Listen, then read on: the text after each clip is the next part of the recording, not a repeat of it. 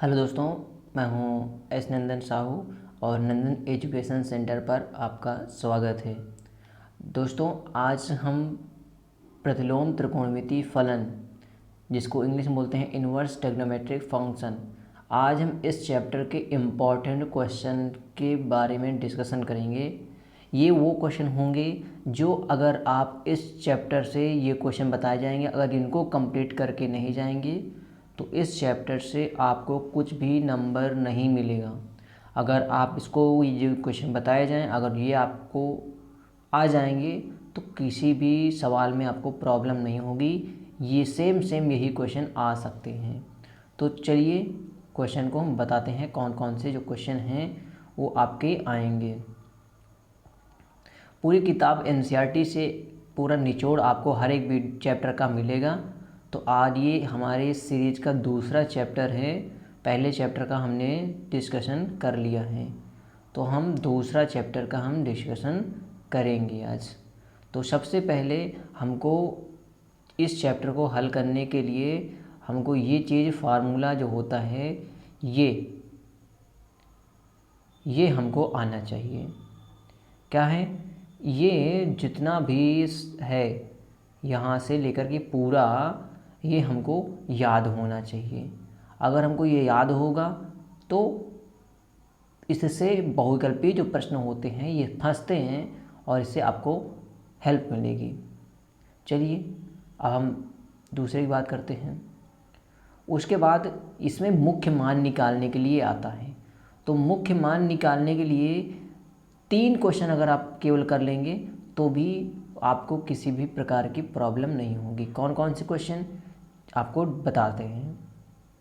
ये पहला क्वेश्चन एक ये कर लीजिए और इसका प्रैक्टिस कर लीजिए और इसकी प्रैक्टिस कर लीजिए। माइनस वाले जितने भी हैं आप इनकी प्रैक्टिस कर लीजिए। अगर उनको नहीं करना चाहते हैं तो आप डायरेक्ट सवाल 11, 12 और 13 केवल इसकी प्रैक्टिस कर सकते हैं, चाहे तो इसकी भी प्रैक्टिस कर सकते हैं।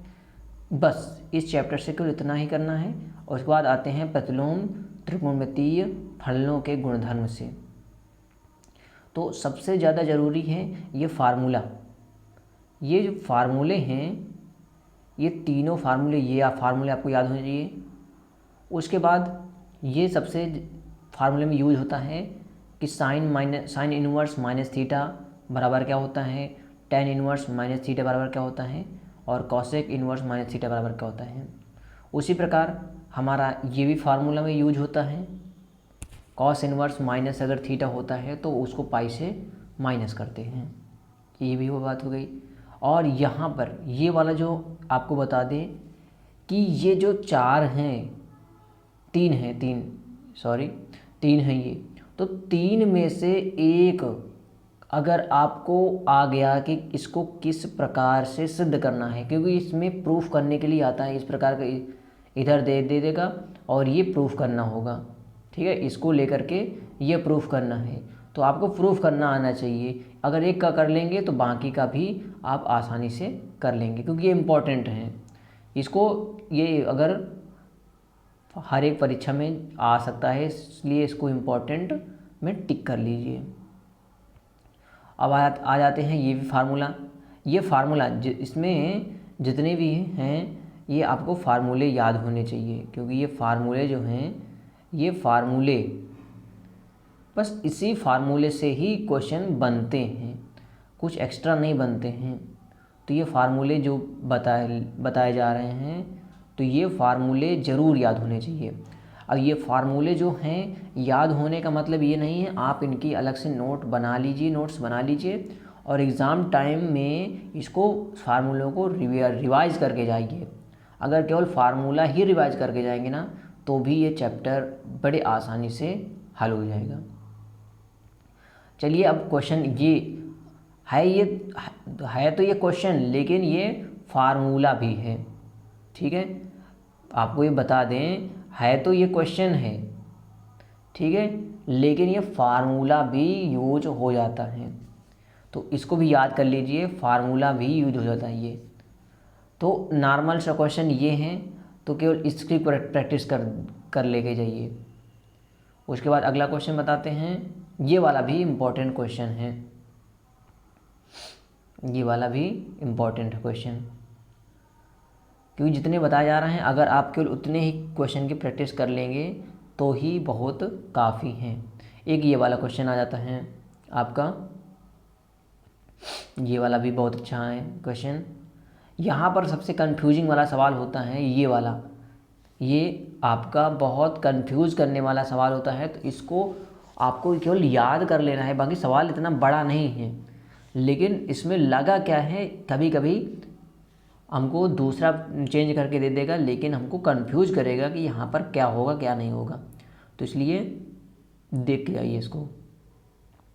आप प्रश्नावली 2.2 में देख लीजिए क्वेश्चन आपको ये बता दें कि ये वाला फार्मूले पर आधारित है, ये वाला फार्मूले पर। अभी ये इस टाइप के क्वेश्चन बता दिए हैं तो इसको करके आवश्यकता है नहीं।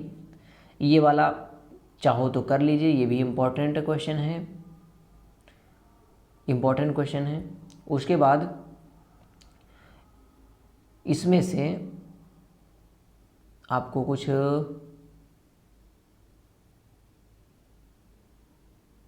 जैसे कि ये वाला क्वेश्चन और ये वाला क्वेश्चन सेम मिल जाता है, तो इसमें घबराने की आवश्यकता नहीं है। ये दोनों क्वेश्चन सेम तरह के मिल जाते हैं, तो आप केवल इसकी प्रैक्टिस करके जाइए, इसकी नहीं। सेम क्वेश्चन है, ये दोनों सेम क्वेश्चन हैं, तो आप इसके क्वेश्चन की प्रैक्टिस करके जाइए तो ये मिल जाएगा आपको। ये अगर एक बार लगा चुके हैं तो आपको पता होगा, इसको रिवाइज करने की आवश्यकता नहीं है, क्योंकि ये वाला क्वेश्चन और ये वाला क्वेश्चन रिवाइज करने की आवश्यकता है। उसी प्रकार आपका ये 9वां और 10वां दोनों थोड़े अलग टाइप क्वेश्चन हैं, क्योंकि इसमें ए भी साथ में होता है, तो इसलिए इसको दो में से एक की प्रैक्टिस करके ज़रूर जाइए। फिर आ जाता है आपका 13 नंबर सवाल। ये वाला भी आपका इम्पोर्टेंट है, क्योंकि अभी हमने बताया था इसका फार्मूला और इसका फार्मूला, और दोनों यहाँ पर फार्मूला अप्लाई हो जाएंगे। और यहाँ पर जैसे भी बोला गया ये वाला भी सेम वही क्वेश्चन है, लेकिन इस क्वेश्चन की प्रैक्टिस करके अगर आप जाएंगे तो सही रहेगा। ये वाला क्वेश्चन ये और ये वाला क्वेश्चन। बाकी विविध वाला अगर आप पढ़ना चाहें विविध के क्वेश्चन, तो एक क्वेश्चन को ये बता दें कि इस टाइप का अगर क्वेश्चन आए तो इसको और इसको अगर साइन का फार्मूला पता है तो ठीक है, नहीं तो इनको 10 में चेंज करके 10 से निकाल लीजिए आंसर, और इसको भी 10 निकलेगा तो आप 10 को कॉस में पलट देंगे तो भी क्वेश्चन का आंसर आ जाएगा।